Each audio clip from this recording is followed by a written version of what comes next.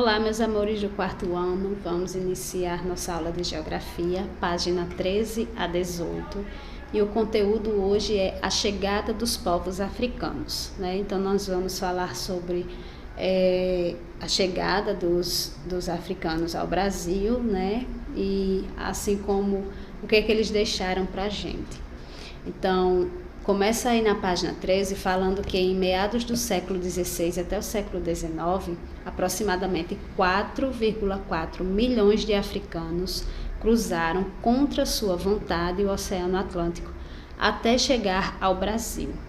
Eles foram trazidos como escravizados pelos colonizadores europeus para trabalhar principalmente nos engenhos de cana-de-açúcar, plantação de café, extração de minério e atividades domésticas. Então, os africanos, eles eram trazidos para o Brasil, à força, eram retirados do seu lugar, de onde era nativo, e era trazido à força para o Brasil, certo? Aqui no Brasil, eles eram vendidos como mercadoria, e vendidos em feiras, e enfim. Então, eles eram trazidos em navios negreiros, vinham amontoados em um espaço pequeno para a quantidade de pessoas que vinham, Então, muitos não conseguiam chegar ao Brasil com vida, morriam no caminho, tanto pelas condições que eles estavam ali, condições de higiene que não tinha, então acabavam adoecendo, a viagem era longa, demorava meses e alguns não resistiam. No Brasil, os povos africanos também não aceitaram passivamente tanta violência e continuaram resistindo à escravidão. O maior símbolo da luta desses povos eram os quilombos, lugares organizados para abrigar os escravizados que buscavam liberdade. Quando os escravos fugiam, tinha na fazenda o senhor, geralmente senhor de engenho, ele tinha pessoas na fazenda que eram encarregadas justamente de irem atrás desses escravos. Quando esses escravos fugiam, que encontravam algum quilombo, eles se consideravam livres pelo fato de que nenhum capataz, que era como era chamado as pessoas que iam atrás deles quando fugiam, nenhum entrava lá, porque tinha uma grande quantidade de africanos, que lutavam capoeira, que hoje a gente vê capoeira como uma dança, é uma das heranças deixadas pelos africanos, mas que para eles era uma forma de defesa, como se fosse uma luta. E esses quilombos, eram lugares como se fossem vilas, que eram ocupadas por esses africanos que conseguiam escapar. Em 20 de novembro é comemorado o Dia da Consciência Negra.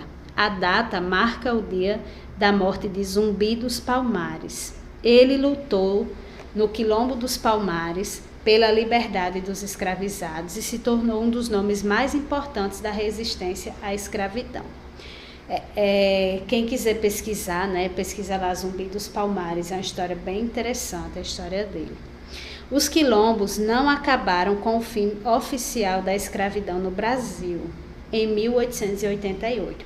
Pelo contrário, muitos existem ainda hoje como comunidades tradicionais que conservam culturas locais próprias, onde se realizam diversas atividades econômicas como agricultura, comércio e turismo. Então, esses quilombos, com o fim da escravidão, eles não acabaram, ainda hoje tem essas comunidades que são chamadas comunidades quilombolas, formadas por descendentes de escravos. Aí a página 14 e 15 vai trazer aí algumas contribuições da cultura que nós praticamos ou herdamos dos africanos, só para, quando a gente fala assim, os africanos, a África é um continente, formado por vários países. Então, esses africanos trazidos para cá, eles tinham costumes diferentes, tinham hábitos diferentes, uma cultura diferente, certo? Então, como eles vinham de lugares distintos da África, né, às vezes até a própria a língua se diferenciava em alguns aspectos, certo? Então aí ele vai falar sobre a dança, né, que é a roda de samba, que é um patrimônio cultural do povo brasileiro, foi desenvolvida com base na cultura musical da África, né? A religião, que é de matriz africana, foram incorporados à cultura brasileira desde os primeiros africanos escravizados desembarcarem no país. Então, a mistura, né, de mais várias crenças religiosas, que é chamado de sincretismo, né, entre os diferentes povos africanos que aqui chegaram. Inclusive, com a cultura dos indígenas e dos portugueses, muitas religiões surgiram, como o candomblé, o batuque e a umbanda. Então, essas religiões aí, elas surgiram justamente dessa mistura de crenças, né, entre os vários povos africanos, portugueses e índios. A culinária, né, diversos pratos regionais como o acarajé, a pamonha, o feijão preto, né, que nós consumimos. Então, entre outros produtos, foram produtos ou são produtos de influência africana na nossa culinária, certo? Aí a música, né, gêneros musicais como samba, maracatu, elementos linguísticos, a língua portuguesa tem influência da língua indígena tupi e também de línguas africanas. Né? Diversas palavras que utilizamos no dia a dia foram trazidas pelos povos africanos para o Brasil, como dengo, neném, quitanda, samba, moleque e tantas outras, certo?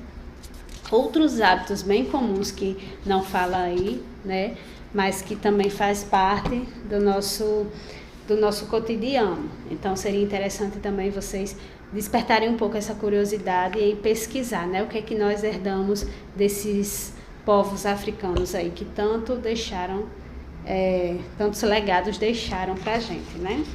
A página 16 e 17 são atividades relacionadas ao conteúdo, certo? A questão, vocês vão marcar verdadeiro ou falso, de acordo com o texto. Quais contribuições africanas para a cultura brasileira foram mencionadas nesse capítulo, aí no texto. Questão 3, tem um selo que homenageia os quilombos do país, né? Você vai observar o selo, observar aqui a imagem e responder aí as questões. Qual local está sendo representado no selo? Tem uma legenda no selo, é só vocês verem com atenção, certo? Qual a localização do parque e qual o ano que os Correios do Brasil lançaram esse selo. Depois vai descrever o tipo de moradia que tem aí no selo e quais imagens remetem à cultura dos povos africanos. O que é que você vê aqui que remete aos povos africanos, né? Algumas informações assim, só para acrescentar, que vocês vão precisar para as atividades em folha. Alguma coisa que vocês não encontrarem, é só pesquisar ou então mandar um zap que a gente soluciona.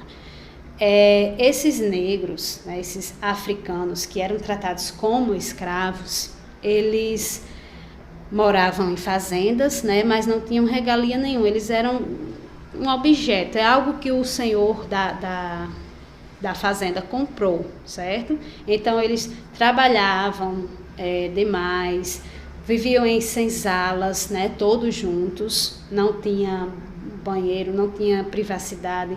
Então, na senzala, né, que era como se fosse um salão bem grande, né, de chão, não tinha piso, era a terra, enfim.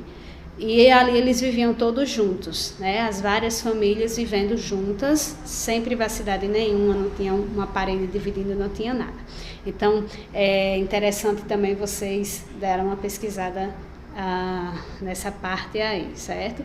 Algumas coisas não veio no livro, eu coloquei na atividade justamente para despertar um pouco essa curiosidade de vocês pelo conteúdo, certo? E aí a questão 4, que finaliza, né, o conteúdo de hoje, nós temos aqui a imagem, que é a placa com o nome de Quilombos, na zona rural do distrito de Santiago, do Iguapé, né? Na Bahia. Então, aí você vai responder o que é um quilombo, certo? Dar sua opinião de por que é importante preservar essas áreas, essas comunidades quilombolas, por que é importante manter isso vivo, né? Você já visitou, conheceu ou ouviu falar de outras comunidades quilombolas? Vocês podem pesquisar na internet vídeos, certo? Quem nunca visitou. Eu já visitei uma vez, é bem interessante. Você aprende muito, né, com a história. É um pessoal assim muito alegre, enfim. É interessante também que vocês procurem vídeos relacionados a esse conteúdo, né? Ou façam uma pesquisa se tem alguma comunidade quilombola por perto aqui da cidade, né? Novas descobertas, né? Releiam o conteúdo quando for fazer a atividade, né? Façam a atividade com calma e atenção. E qualquer dúvida é só entrar em contato, ok? Bons estudos, até a nossa próxima aula.